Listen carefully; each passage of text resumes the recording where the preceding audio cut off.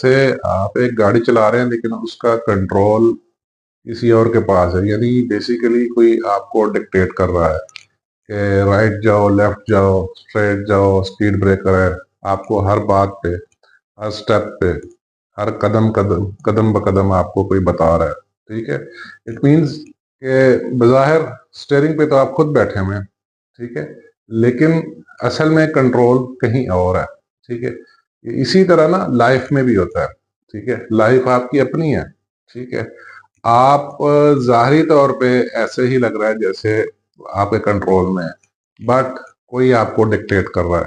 ठीक है, कोई आपको बता रहा है, यानी आपकी लाइफ का कंट्रोल, जो कि आपकी अपनी लाइफ है, उसका कंट्रोल किसी और के हाथ में है। ठीक है, किसी के फैसले के ऊपर आप अमल कर रहे हैं, आप अपने जहन से नहीं चल रहे। ठीक है, आप जिंदगी में जो तरक्की करना चाह रहे हैं, ठीक है, वो किसी की देखा देखी या किसी के किए हुए फैसले के ऊपर आप अमल करके आप आगे बढ़ने की कोशिश कर रहे हैं।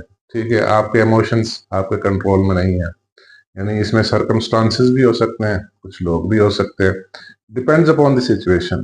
ठीक है, तो हमें क्या करना है, हमें अपनी लाइफ का कंट्रोल अपने हाथ में रखना है।